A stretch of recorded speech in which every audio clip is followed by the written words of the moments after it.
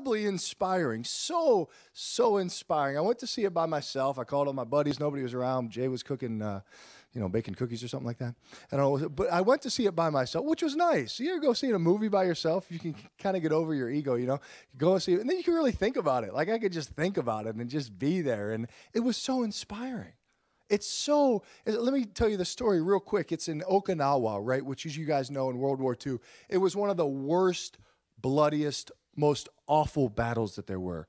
Well, in the Battle of Okinawa, there was a ridge called Hacksaw Ridge. It was the worst of the worst battle that there was. It was unbelievable that our Marines, and if you're a veteran, thank you so much. I mean, what we owe to our veterans and the debt of gratitude, they would storm the beaches of Okinawa, right? And the Japanese would let them get onto the beach, and then they would literally have to climb. They threw ropes over it. They would have to climb up the ridge to get on top to where the battle was.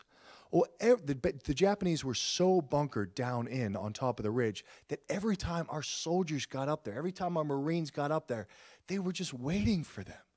And they just mowed down platoon after platoon after platoon of our. That's why they called it the hacksaw. Because you'd get up there, and it was just like a hacksaw.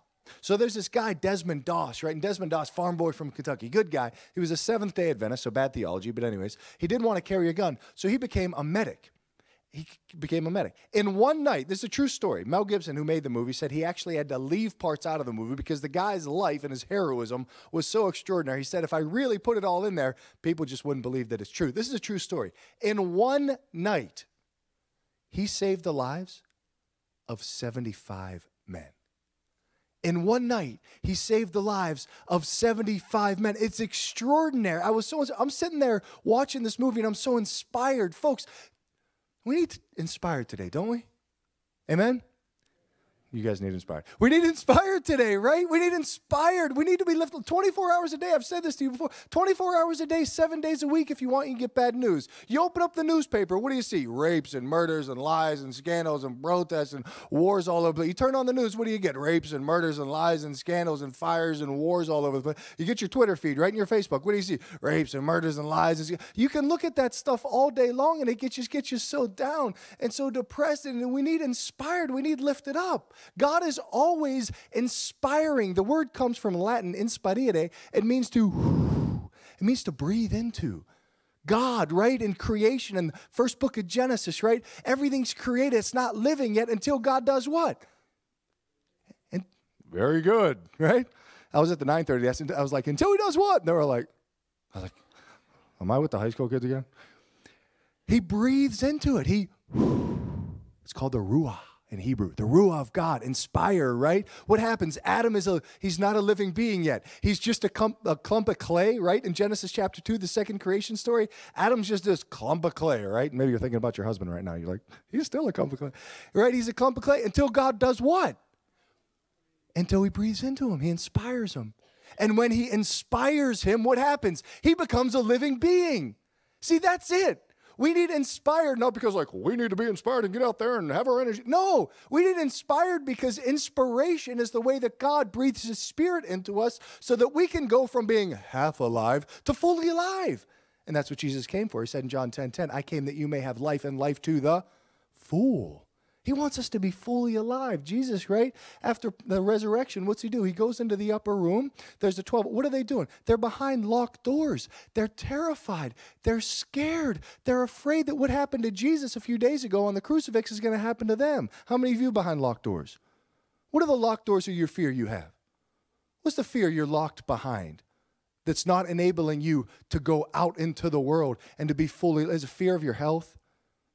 Maybe it's fear about your kids. Maybe it's fear about your grandkids. They're not practicing the faith. I was inspired to when I was watching this movie. God was breathing his spirit into me. You know what he's inspired me with?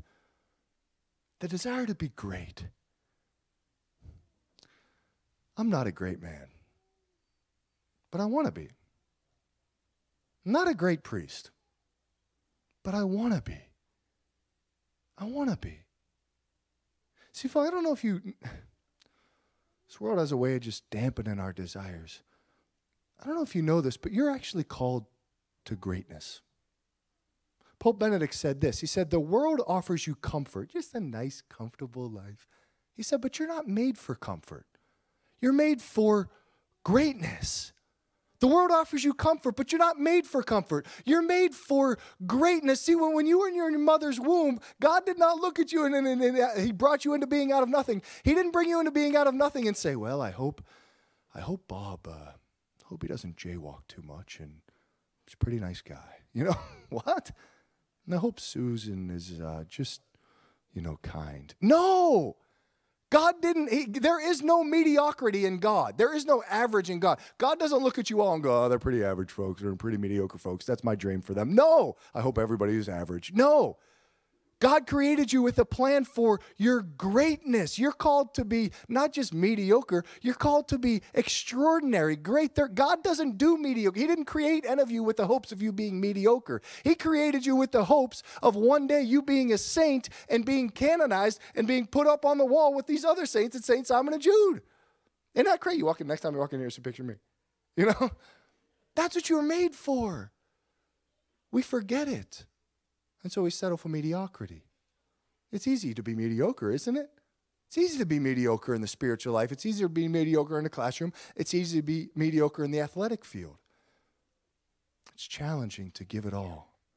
I'm sitting in that movie. I said, I don't want to live for myself anymore.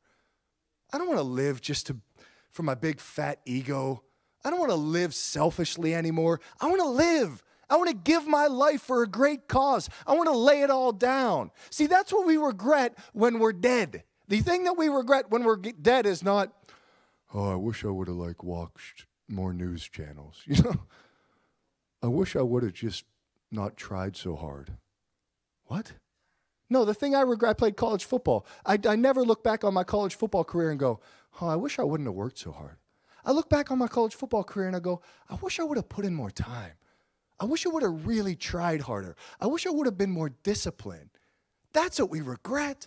We regret not living up to our potential. We never regret just mediocre.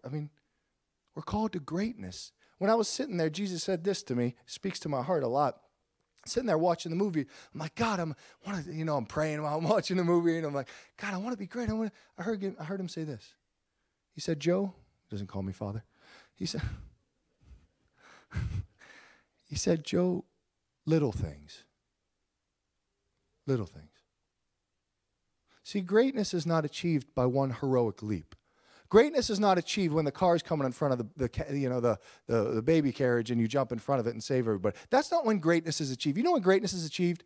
Greatness is achieved right now.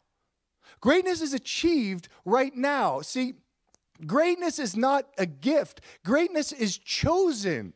You choose whether or not you want to be extraordinary or ordinary. You choose whether or not you want to be mediocre or fantastic. You choose it. See, my dad's a great man. He's a great man, 74 years old. Now, my dad has not done anything that anybody would notice and say, wow, he's a hero. He doesn't have the Bronze Star. He didn't do all he's done is his whole life for 74 years, he's chosen to do what's right. I want to be like my dad. He's become a great man. Because every time the choices come for my dad to be selfish or selfless, he's chosen to be selfless. Every time the choices come for my dad to join in the gossip like everybody else does or keep his mouth shut, he keeps his mouth shut. Every time the opportunity comes for him to be prideful or humble, he chooses to be humble. Every time the opportunity comes for him to forgive or hold a grudge, he forgives. Every time the opportunity comes to be generous or to let himself be served, he's the one who's generous. And so he's done that for 60 or 70 years, just choosing what's right, not doing anything dramatic. And over 70 years, my dad has become a guy that I look up and I go to, I want to be like him. I want to be like him. That's the man I want to be when I'm 74 years old. I want to be that kind of a guy. I've preached this homily a lot when I talk about my dad. After I talk about my dad, almost every time, people know my dad, every time afterwards, somebody comes up and said, hey, Joe, Father Joe, you're right. Your dad is a great man. They can recognize it. They see it. When they know him, they see it. He hasn't done anything dramatic. You don't have to do anything dramatic. Your choice to be great starts right now. You're going to get a choice. I guarantee today, you're going to get choices. Choices are going to present themselves to you. Boom. What's your choice going to be? 11:30 Mass, right after this, on the drive home, right when you're eating lunch, before the game, you're going to get the choice. Choose greatness. and then choose it the next time. Then choose it, and then you fall. It's okay. Pick yourself back up. Keep going. Here's the crux of the whole movie. I'll wrap up real quick here in about a half an hour. Seriously, I'm not going to preach for much longer. Stay with me. But this is the part I actually really wanted to talk about. There's this scene where Doss is on top of the ridge, and 3/4 of his platoon has just been slaughtered. And the 1/4 that's still left is going over the ridge. They're over the ridge. They're on the beach. They're getting into the boats to go back to safety. And Doss is on top of the ridge. And he's in the middle of the decision, should I go to safety with the rest of them? But behind him are all these wounded guys who the Japanese are bayoneting. And so the camera angles, it's shot from the sea. And so you see Doss like this, and behind him you see fire and carnage and death and bullets, and the Japanese still bayoneting our guys, and bombs are still dropping, and it's almost certain death if he goes back. And so there's this moment where Doss goes, God, I can't hear you. What are you calling me to? And all of a sudden he hears the cry, medic! He doesn't hesitate. He goes to the first guy, and he gets to the first guy, and the guy's got his leg blown off, and he's bloody, and he gets to him, and he says, he looks up at Doss, and he says, Doss, don't leave me. Don't leave me here. They're going to kill me, Doss. Help me, help me. And Doss says, I'm not leaving you. Don't worry. It's going to be okay. Hang in there. And he picks this guy up, and trying to pick this huge guy up, getting him to the ridge. He doesn't know how he's going to get him over the ridge, but they had ropes to get up, so he devises this like pulley system almost, and he lowers the guy down, and he's using the ropes, and his hands are bloody, just stumps because the rope's going through him, and he gets the guy to the ground, and he's totally exhausted. He leans up against the rock, and he goes, oh, God, give me the strength for just one more. Medic, he hears the next guy.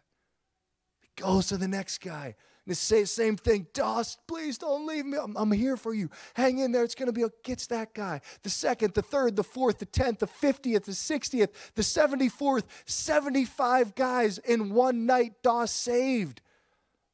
Folks, I tell you that story because I think if any word summarizes, if I had to choose one word to summarize the entire history, all of Christianity, what it's all about, I would choose that one word, medic. Why? Because in original sin in Genesis chapter 3, what happened? We received a wound. When we turned our backs on God, the fathers of the church speak about original sin as a wound. We received a wound that we can't heal. And with that wound came death, destruction, evil, suffering, anxiety, disease, sickness. All of it came in. And this wound we're not capable of curing by ourselves. But we're trying to cure this wound all by ourselves, aren't we? We're all freaking out about politics, right? And saying, looking at politics, and I'm thinking about politics, and I'm reading everything about politics, and I'm watching Fox News, and I'm watching CNN. I'm not praying for 5 minutes a day, but I can spend an hour watching Fox News and CNN. I'm not praying 5 minutes a day, but I pore over the newspaper for a half an hour every morning. I can't pray 5 minutes a day, but I'm reading everything on the website all about Donald Trump and Hillary Clinton. And you guys are like, how many Red Bulls did you have? I had 3. But folks, we're wounded. Would you look around, please? You don't have to look around. Just look at your own heart. We're all dysfunctional, wounded people. We don't show that to each other. Why? Because we're so damn busy trying to put up this facade that everything's perfect in my life. No, Father Joe. No, everything's good in I've got it all under control. Haven't you seen my Facebook page, Father Joe? No, everything's good, right? And we're so lonely because we won't let each other see each other. We're so lonely the whole time. And we won't even let God see us. See, at original, I know this is really distracting. Just keep your eyes on the guy wearing green, right? We're all afraid to let each other see each other. And we're all afraid to let God see us. See, I guess this is my question.